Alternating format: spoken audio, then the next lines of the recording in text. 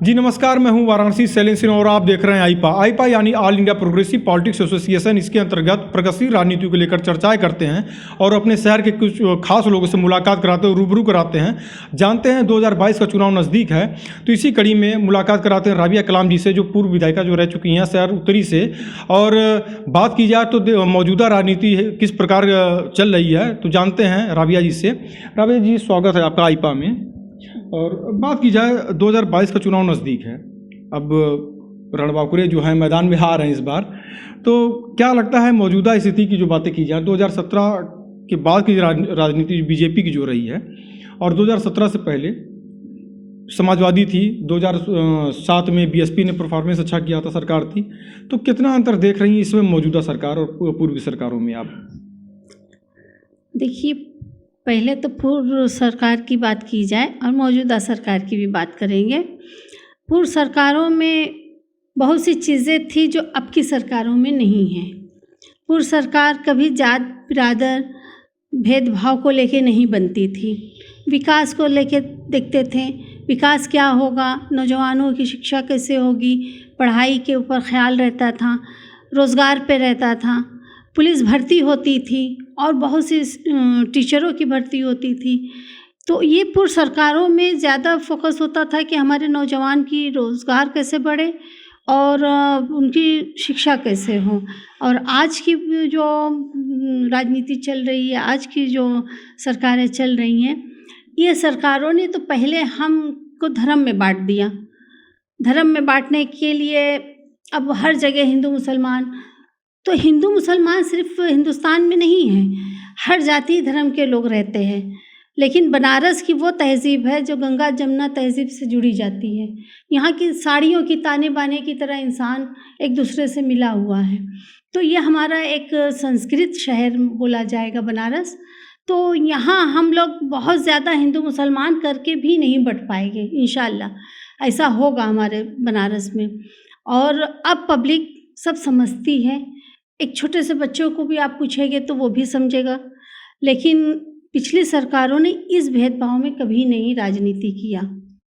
रहा हम लोगों ने भी, हमारे भी घर में तो 96 से सरकारें, इनके हमारे शौहर पति जो थे अब्दुल कलाम, वो भी समाजवादी से विधायक थे, 2 बार विधायक रहे और हम लोगों ने भी राजनीति देखा है।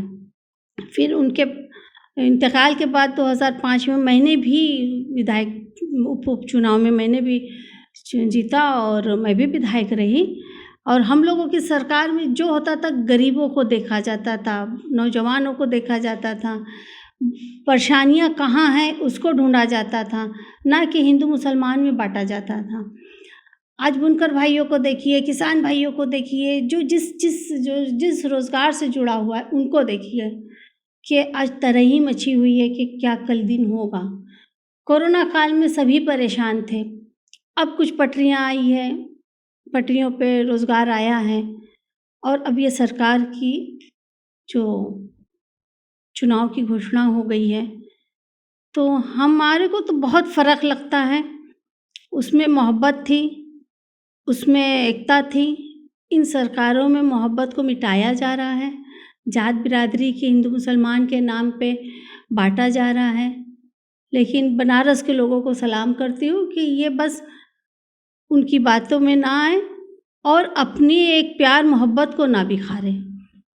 अगर इसके साथ ही बात की जाए तो समाजवादी पार्टी से क्या संभावनाएं लगती हैं इस बार सीट के लिए, और इसके साथ क्या कहेंगी आप यहाँ से उत्तरी के लिए? आप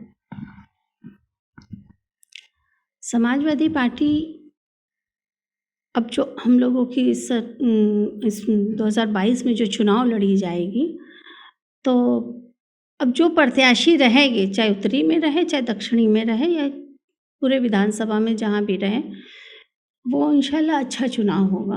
और सपा से ही तो लड़ाई है, लड़ाई में और तो कोई हमको नहीं नज़र आ रहा है। तो अगर जो भी प्रत्याशी आएगा उसके साथ जैसी भी कोशिश होगी, मेहनत की जाएगी और हम लोग सपा की गवर्नमेंट बनाने की पूरी कोशिश करेंगे। भावनात्मक मुद्दों के साथ वोटिंग होनी चाहिए या स्थानीय मुद्दों के साथ वोटिंग होनी चाहिए, क्या कहेंगे इसमें? चूँकि चुनाव आते हैं तो भावनात्मक मुद्दे बहुत तेज़ी से पनपने शुरू हो जाते हैं। देखिए, हम तो ये कहेंगे कि बहुत सोच समझ के और स्थानीय मुद्दों को लेकर, जिससे हमारे प्रदेश में उस परेशानियों को दूर करनी है, उस मुद्दे को लेकर वोटिंग करें, एक प्लेटफॉर्म पे आए और एक अच्छी सी गवर्नमेंट बनाए, सरकार बनाए। सरकार अगर अच्छी बनेगी तो हमारा आगे भी भविष्य अच्छा होगा। हमारे नौजवानों को नौकरी मिलेगी जो आज बेरोज़गार घूम रहे हैं। टीचरों पे हमारे इतना अत्याचार हुआ है, आप सब लोगों ने देखा होगा लखनऊ में। तो इन सारी चीज़ों को देखते हुए, मौजूदा स्थिति को देखते हुए और वो सरकार चुने जो आप सबके हित में वो काम करे, और वो सरकार है सिर्फ समाजवादी पार्टी। बीजेपी के यहाँ से 8 के 8 विधायक थे, एनडीए से भगवा मैं हो चुका था बनारस।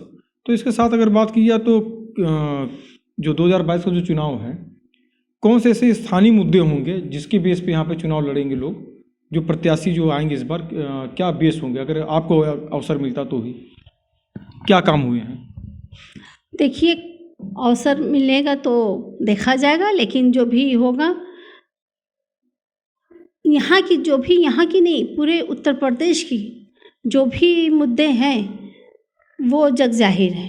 बेरोज़गारी जग जाहिर है, और मुद्दों को लेके अगर काम देखा जाए तो विकास हर गवर्नमेंट में होता है, हर सरकार करती है। जो भी बनती है वो सरकार विकास को लेकर करती है। सिर्फ विकास से नहीं ज़िंदगी गुजरती है, विकास तो उनको करना ही है। लेकिन जो बच्चे आज पढ़ लिख के, उनके गार्जियन इतना मतलब उम्मीद लगा कि जो बच्चों के साथ मेहनत करके पढ़ाए हैं, हम तो पहले ये कहेंगे नौजवान जो आज हमारे बच्चे बेकार घूम रहे हैं और उन पे तरह तरह के इल्ज़ाम लगा लगा के बहुत से बच्चों को जेल भी भेजा गया है, मुकदमे झूठे लगाए गए हैं जिसमें उनका कहीं दूर दूर तक कोई रोल नहीं था। तो ये सारी चीज़ें को नहीं होना चाहिए, ये मुद्दे नहीं हैं। हमारे मुद्दे ये है कि हमें इस परेशानी से कैसे निकलना है। तो उसके लिए हम ये हमारा ये यहाँ के विकास के लेके, विकास तो होता ही है और होगा भी इंशाल्लाह। किया है कि इससे पहले भी सरकारों ने किया है विकास, ऐसा नहीं है। पहले हमको ये तो यहाँ के स्थानीय मुद्दे देखने हैं, और उसके बाद जो परेशानियाँ हैं, महंगाई है, गैस है, सिलेंडर है, हर चीज़ की महंगाई हो गई है चरम सीमा पे, और रोज़गार कुछ नहीं है। तो पहले हमको ये देखना है कि हमारी वो सरकार आए जो हमको सारी सुविधाएं दे। और फिर अगर समाजवादी सरकार हमारी बनती है, इंशाल्लाह बनेगी, ज़रूर बनेगी, तो बिजली 300 यूनिट फ्री बिजली, एक गरीब के घर में अगर एक पंखा दो बल्ब जलते हैं तो उसको तो बहुत बड़ी एक राहत मिल जाएगी, और सारी जो महंगाई है ये भी कंट्रोल होगी। अल्पसंख्यक की बात की जाए तो अल्पसंख्यक वोटों पे लोग बहुत दावे करते हैं, जो अन्य जो पार्टियां जो हैं, कभी सपा, कभी बसपा, कभी कांग्रेस, बहुत से दावे करते हैं। तो अगर अल्पसंख्यक को केवल एक वोट बैंक की दृष्टि से देखा जाता है या उनके कुछ बेहतर काम होते हैं सरकारों द्वारा? शिक्षा के क्षेत्र में अगर बात की जाए, देखिए ऐसा है कि किसी को जो है वो नहीं करते हैं, ठीक है। हम लोगों के जो मुसलमान हैं, हम लोगों में यह है कि भाई हमारे को जिससे राहत मिलेगी हम वो काम करेंगे। और ये बात सही है कि मुसलमानों को वोट करने के लिए जो सोचते हैं लोग कि मुसलमान का वोट ना बटे, मुसलमान के वोटों से ही सब कुछ बनता है, बिगड़ता है, यही लोग की ज़्यादातर सोच होती है। तो अब मुसलमान भी सब समझदार हो गए, और हमेशा से उन लोगों ने हर पार्टी, हर दल का साथ दिया है, हर जगह वो उनकी मौजूदगी रही है। तो सिर्फ वोट को लेके उनको मुद्दा ना बनाया जाए। ओवैसी जी भी आएंगे यहाँ चुनाव लड़ने के लिए, तो ओवैसी जी भी अल्पसंख्यक के लिए जो है काफ़ी दावे करते हैं। यहाँ तक कि समाजवादी के लिए उन्होंने बोल दिया था कि जो अल्पसंख्यक जो हैं ये बैंडबाजी वाली स्थिति में रहते हैं, इस तरह के कमेंट आते हैं उनके ओवैसी जी के।